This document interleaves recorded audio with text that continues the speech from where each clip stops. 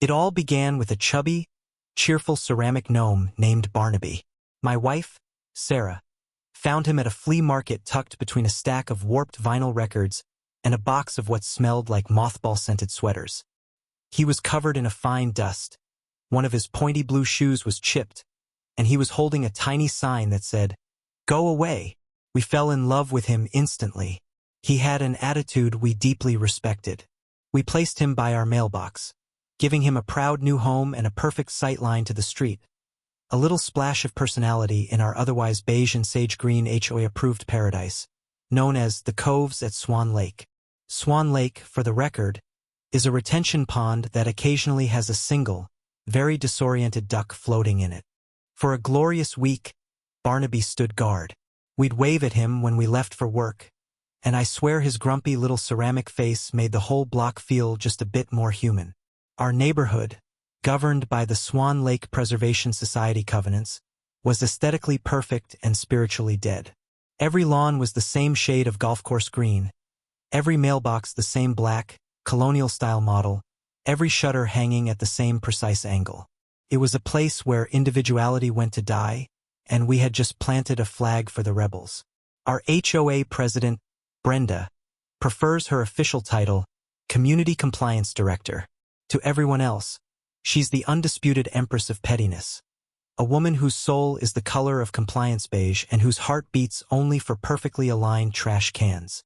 She patrols the streets not in a golf cart, but in a silent, white Lexus, her eyes scanning for infractions like a hawk hunting for field mice. The first shot across the bow wasn't even a formal letter. It was a post-it note, stuck to our front door like a parasitic yellow barnacle. The handwriting was sharp and precise, each letter looking like it had been measured with a ruler. We had been marked. A week later, the official letter arrived. It wasn't a post-it. It was on heavy, cream-colored cardstock, embossed with the HOA's official seal, a depressingly stylized image of that single, disoriented duck from the retention pond. It looked like a wedding invitation for a very boring couple. Sarah brought it in from the mailbox, her brow furrowed. "The HOA has sent us what appears to be a summons to the world's most tedious gala," she said, sliding it across the kitchen island to me. I opened it, the expensive paper crisp in my hands. The language inside was a masterpiece of bureaucratic intimidation. Violation notice, case #83B. To the residents of 1423 Heron Way. Subject: unapproved foliage and aesthetic non-compliance. Item 1. The Japanese maple tree on the south-facing lawn is exhibiting a radical and unapproved crimson hue, deviating from the standard autumn color palette as defined in Appendix C2, permissible fall colors. Item 2. The welcome mat at your front door is deemed excessively whimsical. It has a cartoon dog on it. Item 3. A faint, yet visible water spot is present on your driveway, creating an unsightly and irregular pattern. You have 14 days to rectify these violations or face fines of $50 per day, per infraction. Sarah stared at the letter, her mouth agape. A radical maple tree? They're fining us for the way a tree changes color? And since when is a dog excessively whimsical? It's a beagle wearing a scarf. I reread the line about the water spot, my eyes tracing the outline of Italy on our concrete. An unsightly and irregular pattern, I muttered. That's when I stopped laughing. This wasn't about rules, this was a power trip. Our polite relocation of Barnaby hadn't appeased Brenda. It had revealed a weakness she was now determined to exploit. The gnome was just the opening move. This letter was a declaration that our very taste, our minor joys, were now subject to her veto. The war was on, and the first battle was over a tree guilty of being too beautifully red. That's when I stopped laughing. This wasn't about rules, this was a power trip. Brenda had taken our defiance of the gnome ordinance as a personal insult, and her response was to try and bury us in a blizzard of bureaucratic nonsense. But I'm an IT project manager. My entire career is built on documentation, process, and, when necessary, finding the loopholes in complex, poorly coded systems. Brenda, with her cream-colored stationery and her petty fiefdom, had just made me her problem. I cracked my knuckles, fired up my laptop, and created a new digital folder, HOA Karen. It was meticulously organized with subfolders, violation letters, photo evidence, bylaw research, and, my personal favorite, Brenda's hypocrisy. I became a ghost of righteous documentation. I took time-stamped photos of our radical tree from every angle, capturing its gorgeous, entirely natural crimson leaves against the clear blue sky. I photographed our whimsical doormat, the cartoon beagle seeming to mock the absurdity with its scarf-clad grin. I even got down on my hands and knees to capture the unsightly water spot in the best possible light, the shape of Italy now a permanent part of my camera roll. My first official countermove was an email to Brenda, crafted with painstaking politeness. I asked for the specific page in the physical CC&R binder where permissible fall colors were detailed. I inquired about the objective measurement for excessive whimsy. Her response was a masterpiece of bureaucratic evasion. The palette is a guideline maintained by the board based on historical community standards. Your tree is clearly outside the spirit of the community aesthetic. The spirit, that word so vague and unassailable, clicked everything into place. This wasn't a game of checkers. It was a game of finding the other player's cheat codes. That weekend, I downloaded the 120-page PDF of the covenants, conditions, and restrictions. I brewed a full pot of coffee, got out my digital highlighter, and settled in for the long haul. It was drier than toast, but I was going to find the flaw in the matrix. While I was deep in my bylaw rabbit hole, Brenda's son, Chad, provided the unwitting soundtrack to my research. He was 19, blessed with the unearned confidence of someone who'd never faced a real consequence, and he drove a souped-up, obnoxiously loud Mustang with a spoiler that looked like it belonged on a spaceship. He treated our quiet cul-de-sac like his personal drag strip, peeling down the pavement with a roar that made our windows rattle. I'd often see him, a lanky figure slouched over his engine bay, a permanent sneer etched on his face. It was during one of these symphony of disrespect sessions that a line in the CC and RS, previously just dry text, snapped into sharp, beautiful focus. Asterisk Covenant 7, Section 1. No resident shall undertake any commercial activity of any kind from their residence, including but not limited to auto repair, retail sales, or client-facing services. Asterisk. The roar of an impact wrench from next door punctuated the sentence. I drifted to my window and peered through the blinds. There, in Brenda's immaculate, cobblestone-paved driveway, was Chad, not just working on his Mustang, but with a friend's Jeep Wrangler hoisted on jack stands. Greasy parts were scattered on a tarp that was doing a poor job of protecting the pristine surface. This wasn't a one-time oil change. This was an operation. I started a new photo log. Timestamps of cars arriving, being worked on, and leaving.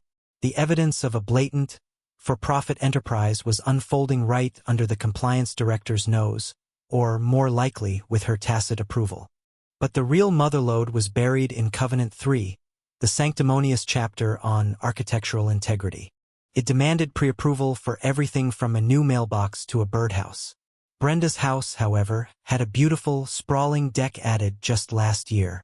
I'd admired it at their summer party, a fact that now tasted bitter.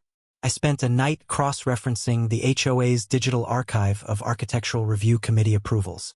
There was no submission for a deck at Brenda's address. No review. No stamp of approval. The Empress, in her zeal to rule every blade of grass, had built her throne without a permit. The hypocrisy wasn't just a crack in her armor. It was the foundation of her house. I became a ghost of righteous preparation. My HO_nonsense folder swelled into a full-blown digital dossier.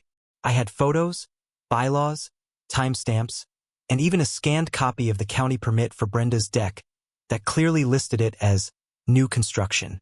I organized it all into a presentation I secretly titled The Hypocrisy on Heron Way. But I didn't make a move. Not yet. A predator knows the value of patience, and I was learning to hunt in HOA territory. The official fines, of course, kept rolling in. We received a new cream-colored envelope every other week. They were now targeting the excessive height of our ornamental grass and the non-regulation wreath on our front door. Each one was a deliberate prod trying to get a reaction. We paid them under protest, each check a searing act of restraint. I'd write "paid under duress" in the memo line, imagining Brenda's face tightening as she saw it. The neighborhood tension became a physical presence. Brenda's allies, a trio of women I'd nicknamed the Pastel Posse, for their uniform of beige and light pink, would actively turn their heads away from Sarah during their daily power walks. Mr. Gable, my elderly neighbor, became my reluctant confidant. "She fined me for my bird feeder in 18. He muttered over the fence one day, shaking his head. Said it attracted a non-aesthetic variety of pigeon. "I have a statement for you if you need it." The community was a powder keg, and Brenda, in her arrogance, was scattering lit matches. Then the email blast came. Emergency board meeting to discuss the deteriorating standards of compliance and the need for stricter enforcement. Sarah read it over my shoulder, her hand on my shoulder. "It's time, isn't it?" she asked, her voice a mix of anxiety and excitement. I closed my laptop, the entire case file burning a hole in its hard drive. I nodded, a calm settling over me. It's time. The community clubhouse was packed, humming with a nervous energy. Brenda sat at the head of a long table, a gavel placed neatly beside her water glass, looking as smug as a cat that had not only gotten the cream but had also written a bylaw declaring itself the sole owner of all future cream. She ran through the old minutes, the budget report about repainting the clubhouse shutters, all with the brisk efficiency of a benevolent dictator overseeing a very, very boring empire. Then came the new business. Now, as you all know, Brenda began, adjusting her glasses. We have a few residents who consistently challenge the standards that keep our property values high and our community spirit strong. She looked directly at me, a thin, cold smile on her lips. This persistent non-compliance necessitates stronger deterrence. I propose we increase the fine structure for repeat aesthetic offenders to $100 per day, per infraction. A ripple of uneasy murmurs went through the room. She opened the floor for comments. I stood up, my folder in hand. "Brenda, thank you for your tireless dedication." I began, my voice calm and clear, cutting through the tension. I held up my flash drive. "I've also been doing some research into our wonderful CC and RS in an effort to be a more informed resident. I have a few questions about compliance. Not mine, yours." The room went dead silent. You could have heard a pin drop on a shag carpet. My first question is about Covenant 7, Section 1, which explicitly prohibits commercial activity. I plugged the drive into the clubhouse laptop and clicked. A pre-made slideshow lit up the screen behind her. A series of time-stamped photos began cycling. Chad's Mustang, a Jeep Wrangler on jack stands, a Honda Civic with its engine suspended from a cherry picker. "Could you clarify if running an unlicensed auto repair business from your driveway is within the spirit of the community aesthetic?" Brenda's face turned a spectacular shade of magenta. "How dare you spy on my family? My son is just mechanically inclined. He's helping his friends. Of course, a regular community hero," I said smoothly, my tone neutral. "My second question concerns Covenant 3 and the mandatory ARC approval for all exterior structures." I advanced the slide to a crystal-clear picture of her sprawling, unapproved deck. "I've reviewed all public ARC records from the last 3 years. I can find no submission, no review, and no approval for this rather significant structure attached to your home. As our compliance director, could you explain this oversight?" The murmurs erupted into loud, angry chatter. Brenda was sputtering, her gavel frozen in midair. It was an emergency replacement. The old one was structurally unsound. "Strange," I said, pulling a printed document from my folder and holding it aloft. "I have the county building permit right here. It lists the work as new deck construction, dated just 14 months ago. No mention of a replacement. It seems you built first and forgot to ask permission later." The dam broke. The illusion of her infallibility shattered. The board meeting ended in glorious, unscripted chaos. Brenda was verbally eviscerated by a neighborhood that had been storing grievances for a decade. A motion was made, seconded, and passed in a roaring voice vote to remove her as president on the spot.